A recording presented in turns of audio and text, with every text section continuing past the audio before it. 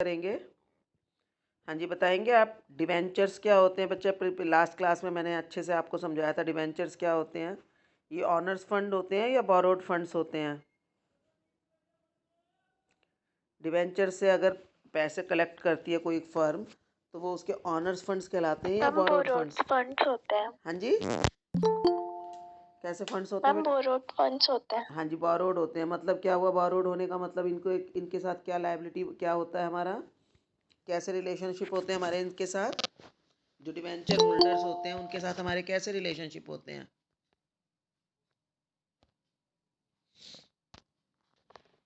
बताओ बेटा, कैसे रिलेशनशिप होते हैं? ये हमारे लैंडर है तो हमें इनका एक तो पैसा वापस करना पड़ेगा आफ्टर सम टाइम, और दूसरा क्या है, हमें इनको एक फिक्स रेट से इंटरेस्ट देना होगा, है ना? और जो कि कंपनी को देना कंपलसरी होगा। समझ रहे हो? फिक्स रेट से इंटरेस्ट देना होगा और वो देना कंपलसरी होगा कि उन्हें देना ही देना पड़ेगा कंपनी को, चाहे कंपनी को प्रॉफिट हो या लॉस हो। और ये सिक्योर्ड होते हैं या अनसिक्योर्ड होते हैं बेटा? सिक्योर्ड और अनसिक्योर्ड में क्या अंतर होता है? सिक्योर्ड और अनसिक्योर्ड में क्या अंतर है बेटा? बताओ बच्चे, सिक्योर्ड लोन और अनसिक्योर्ड लोन में क्या डिफरेंस होता है? सिक्योर्ड लोन वो लोन होते हैं जिसके अगेंस्ट हमने अपनी कोई प्रॉपर्टी मॉर्गेज कर रखी हो, उसको सिक्योर्ड लोन बोला जाता है। और अनसिक्योर्ड होते हैं जिसके अगेंस्ट हमारी कोई प्रॉपर्टी मॉर्गेज ना हो। तो डिवेंचर्स भी हमारे सिक्योर्ड भी हो सकते हैं और अनसिक्योर्ड भी होते हैं। और सिक्योर करने के लिए हमें कोई ट्रस्ट बैंक बनाकर उसको अपनी प्रॉपर्टी, अपना कोई भी एसेट गिरवी या मॉर्गेज करनी पड़ती है। डिवेंचर्स रिडीमेबल होते हैं। रिडीमेबल का क्या मतलब बताया था मैंने बेटा आपको? कल मैंने रिडीमेबल वर्ड भी आया था बीच में। रिडीमेबल का क्या मतलब होता है? बच्चे आप लोग सुनते नहीं हो क्लास में। रिडीमेबल का मतलब होता है जो कि आफ्टर सम टाइम जब पेमेंट होती है, जिस लोन की पेमेंट होती है, जिस सिक्योरिटी को हम के अगेंस्ट लोन लिया, उस सिक्योरिटी को कैंसिल करके पैसे वापस कर देना, मतलब कि रिडीम कर देना। प्रेफरेंस शेयर्स और डिवेंचर्स रिडीमेबल होते हैं, यानी कि आफ्टर सम टाइम उनका पैसा वापस कर दिया जाता है। प्रेफरेंस शेयर्स और डिवेंचर्स में क्या अंतर है बेटा? बच्चे आपको मेरी आवाज़ आ रही है? हाँ जी, बताओ प्रेफरेंस शेयर्स कैसे और फंड्स होते हैं? ऑनर्स फंड होते हैं या बोरोड फंड्स होते हैं? Ma'am owner funds. Owner fund होते हैं। लेकिन ये इक्विटी डिवेंचर होल्डर की तरह से ही होते हैं या प्रेफरेंस शेयर्स के कुछ अलग राइट्स होते हैं? उनके अधिकार अलग से क्या अधिकार होता है? प्रेफरेंस शेयर को इक्विटी शेयर होल्डर्स की बजाय एक बेटर राइट मिलता है, अलग से अधिकार मिलता है। क्या अधिकार है वो उनका?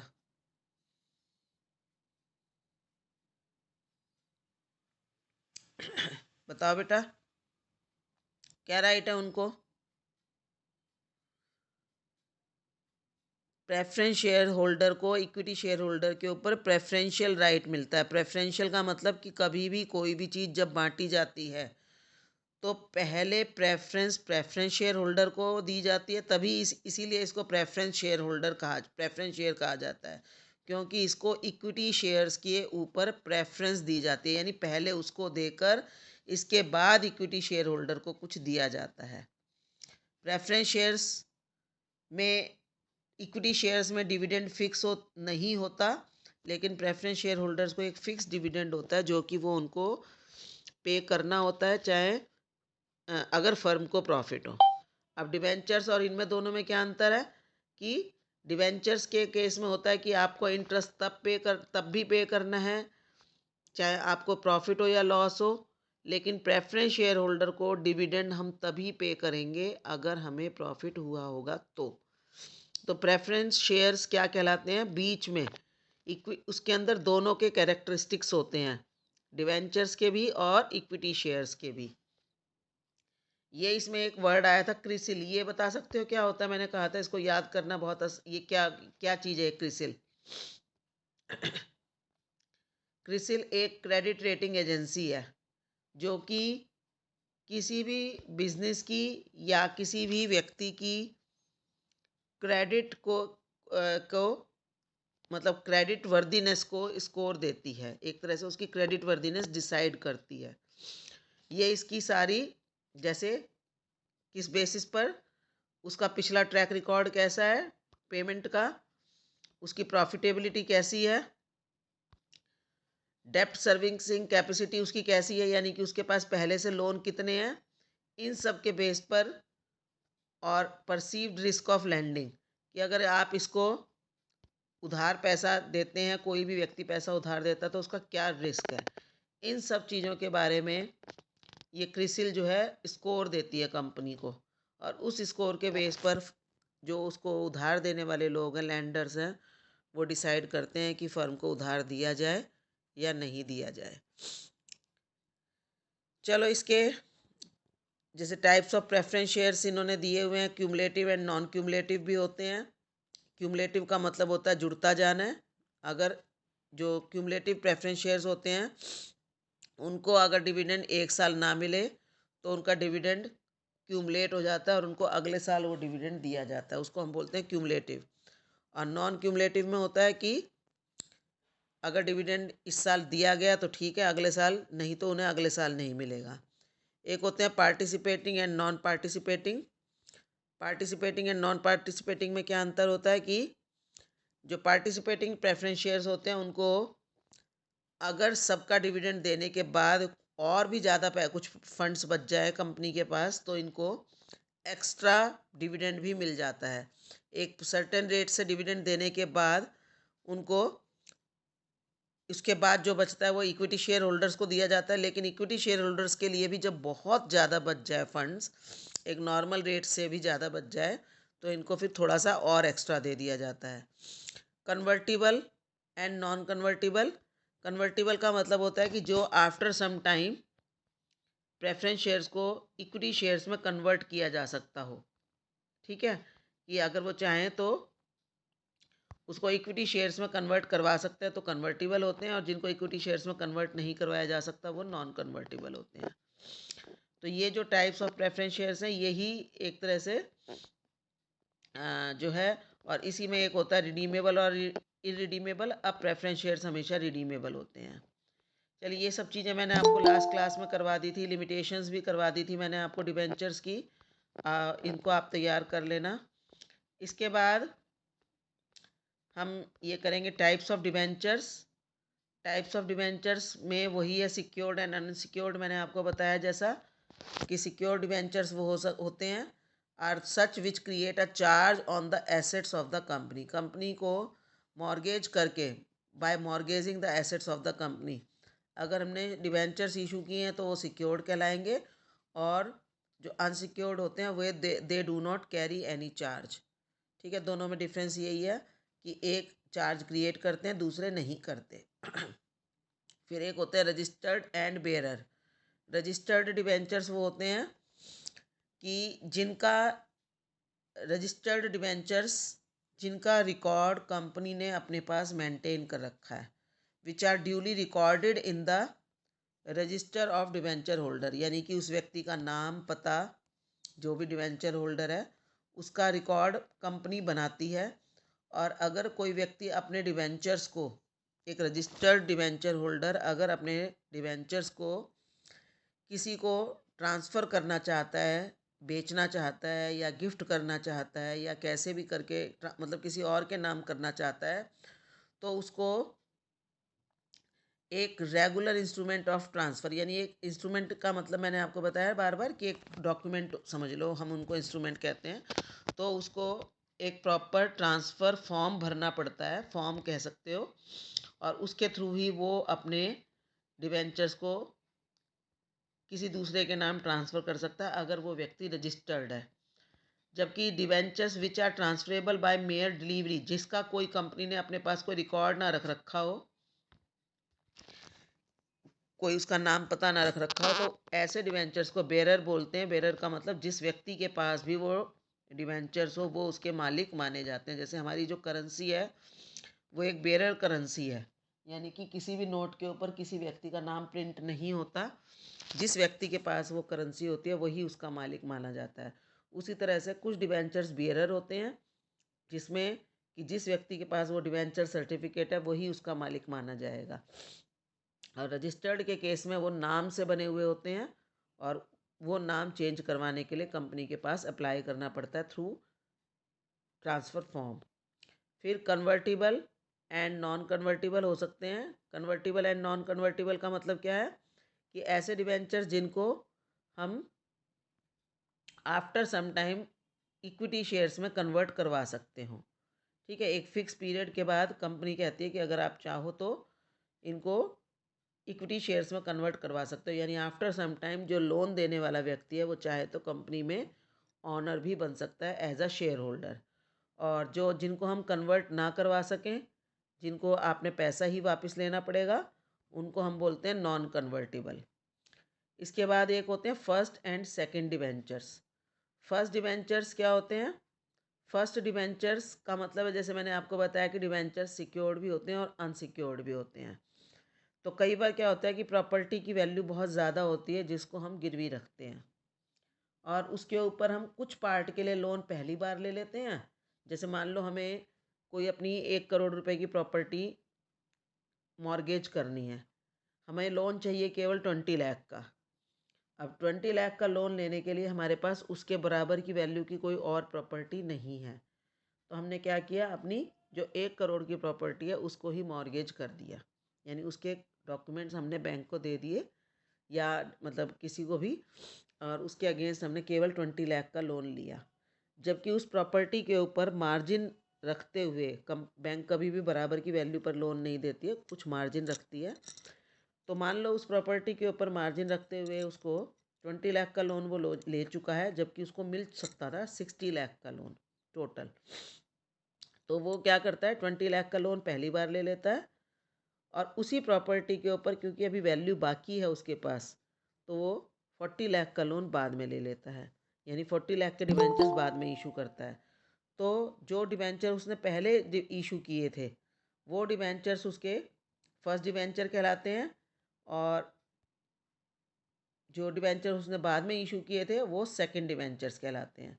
तो ये कह रहा है जो the second debentures are those which are paid after the first debentures have been paid back, यानी फर्स्ट डिबेंचर्स को पहले पेमेंट की जाएगी और सेकंड डिबेंचर्स को बाद में पेमेंट की जाएगी। ठीक है, तो चलिए ये हमने टाइप्स ऑफ डिबेंचर्स भी कर लिए बेटा, अब ये कर लेना ज़रूर। इनको सब चीज़ों को आपने समझना है। आप लोग थोड़ा सा रिवीजन किया करो क्लास में साथ साथ, आप लोग रिवीजन बहुत कम करते हो। बच्चे आप लोग बहुत लेट तक क्लास ज्वाइन करते हो, क्लास टाइम पर ज्वाइन किया करो, बीच बीच में ज्वाइन करवाने में प्रॉब्लम आती है। हाँ जी, कमर्शियल बैंक्स क्या होते हैं? देखो, commercial banks occupy a vital position as they provide funds for different purposes as well as for different time periods. ये आपको कमर्शियल बैंक के बारे में आपने डिटेल में पढ़ा है कि ऐसे बैंक्स जहाँ पर हम पब्लिक अपना पैसा डिपॉजिट भी करवाती है और पब्लिक उससे लोन भी लेती है। तो जो पब्लिक अपना पैसा बैंक में डिपॉजिट करवाती है वो पैसा वो बिजनेस हाउसेस को after some time, sorry, business houses को वो एज अ लोन भी वो पैसा देते हैं। तो ये जो है देखो, ये क्या कह रहा है, they provide funds for different purposes as well as for different time period. ठीक है, ये short term, long term and medium term तीनों तरह के लोन देते हैं। ठीक है, bank extend loan to firm to of all sizes, कोई बड़ी फर्म हो छोटी फर्म हो सभी को ये लोन्स देते हैं। और लोन देने के लिए इनके कई तरीके होते हैं, जैसे कैश क्रेडिट। कैश क्रेडिट में आपके अकाउंट में लोन का पैसा ट्रांसफ़र कर दिया जाता है और आप उसको अपनी मर्ज़ी से जब मर्ज़ी निकाल सकते हो। ओवरड्राफ्ट, जो कि आपने अकाउंट्स में भी पढ़ा होगा कि जब हमारे करंट अकाउंट में हमारा डिपॉजिट से जितना पैसा डिपॉजिटेड है, अगर हम उससे ज़्यादा पैसा बैंक से निकाल सकते हो, पेमेंट करने का राइट रखते हो, तो उसको हम ओवरड्राफ्ट कहते हैं। टर्म लोन, एक फ़िक्स पीरियड के लिए दिया गया लोन। इसके अलावा purchasing and discounting of bills, जो कि आपने बिल ऑफ एक्सचेंज चैप्टर में भी किया होगा कि हम डिस्काउंट कर सकते हैं। और एक होता है issue of letter of credit, कि कई बार जब कंपनी को किसी भी बिजनेस हाउस को किसी दूसरे से माल उधार लेना हो, तो उसमें बैंक एज अ गारंटर हमें लेटर ऑफ क्रेडिट भी दे पाता है, दे देता है। तो इस तरह से ये डिफरेंट मेथड्स हैं लोन लेने के। Cash credit, ओवरड्राफ्ट्स। ओवरड्राफ्ट जो है बहुत शॉर्ट टर्म के लिए होता है, परचेजिंग एंड डिस्काउंटिंग भी शॉर्ट टर्म के लिए होती है। कैश क्रेडिट ज़्यादातर मीडियम टर्म के लिए, और टर्म लोन्स जो हैं हमारे लॉन्ग टर्म के लिए होते हैं।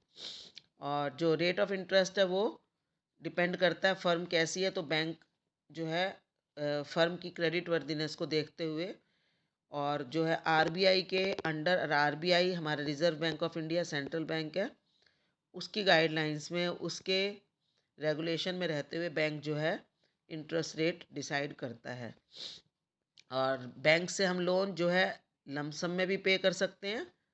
लमसम पे करना मतलब, बेटा आवाज़ आ रही है मेरी आपको?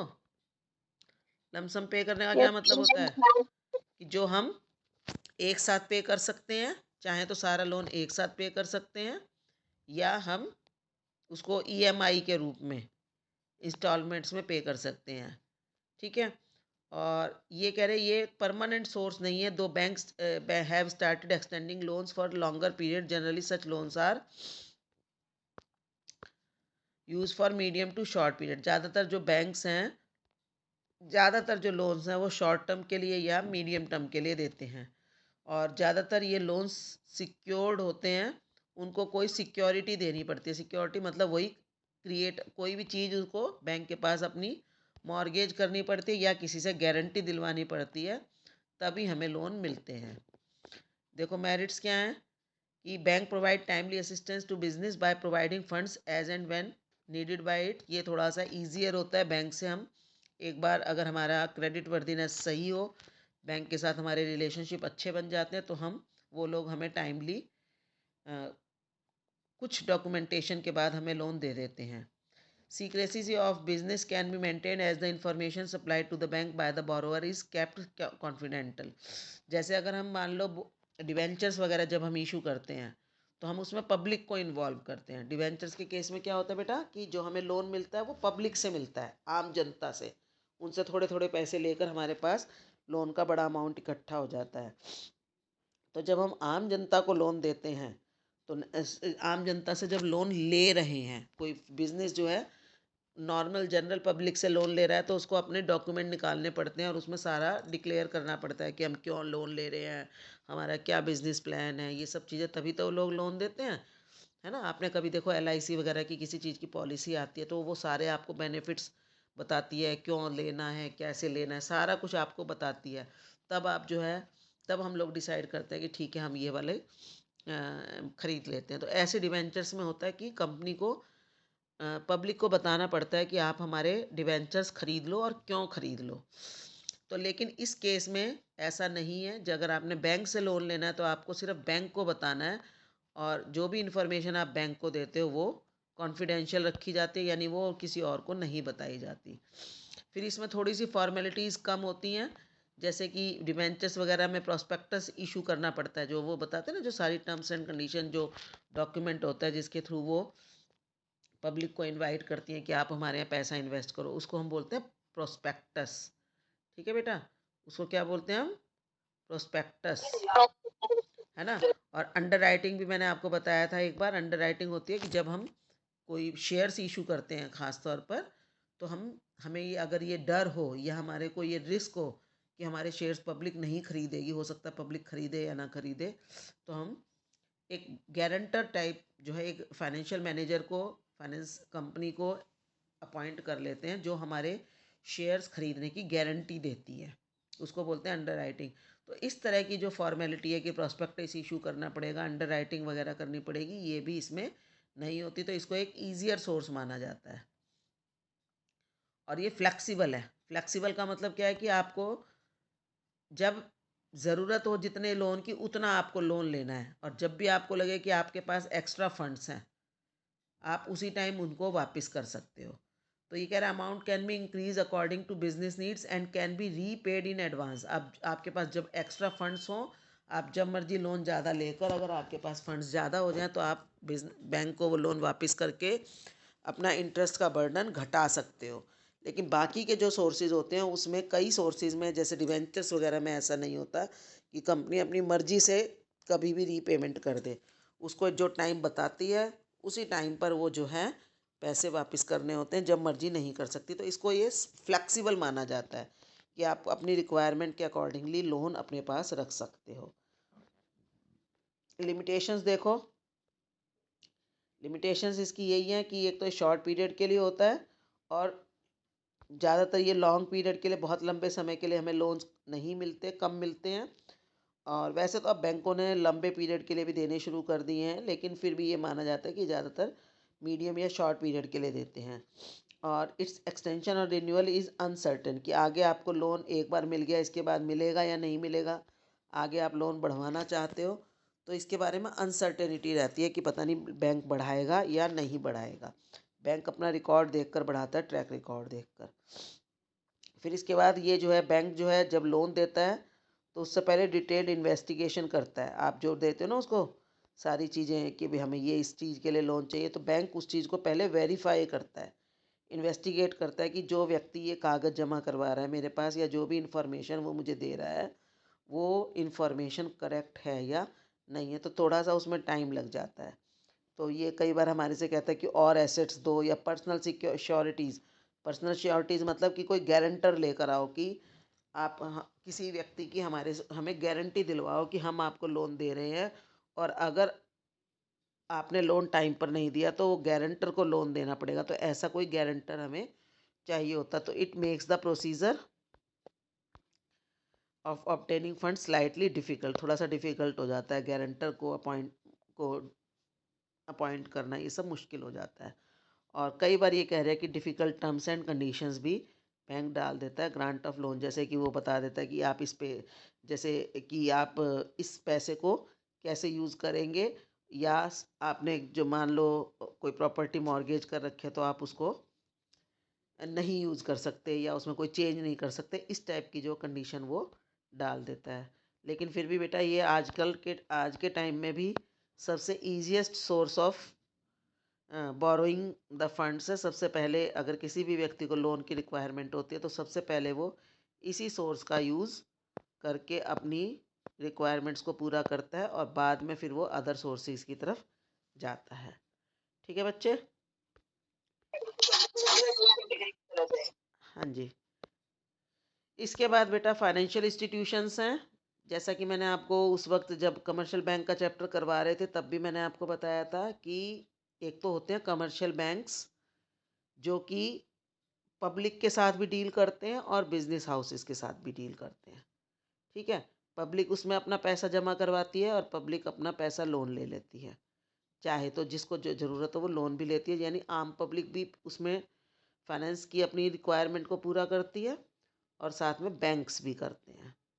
अब इसके अलावा बहुत सारे फाइनेंशियल इंस्टीट्यूशंस जो हैं ऐसे होते हैं जिनका काम ही केवल दूसरी बिजनेस फर्म्स में इन्वेस्ट करने का होता है। यानी कि वो लोग पब्लिक से पैसा इकट्ठा करते हैं एज, जैसे आजकल आप एक तो LICs होती हैं, जितनी भी ये जो इंश्योरेंस कंपनीज होती हैं, चाहे वो मेडिकल इंश्योरेंस दें, चाहे वो आपको लाइफ इंश्योरेंस दे रही हैं या अदर इंश्योरेंसेस दे रही हैं। आपने म्यूचुअल फंड्स के बहुत एग्जांपल्स देखे होंगे, टीवी में ऐड आते हैं, आप देखते हो। और इसके अलावा बहुत सारी और भी, अगर आप कभी बोर्ड वगैरह पढ़ो किसी के, तो फाइनेंशियल सर्विसेज के नाम से बहुत सारी बिजनेस फर्म्स होती हैं जो केवल जो है बिजनेस में लोन्स की ज़रूरत को पूरा करने के लिए ही एस्टेब्लिश की जाती हैं। तो फाइनेंशियल इंस्टीट्यूशंस जो है बिजनेस की long term and short term दोनों रिक्वायरमेंट को पूरा करने के लिए बनाए गए हैं स्पेशली, ताकि बिजनेस हाउसेस ग्रो कर सकें। ठीक है बेटा, अब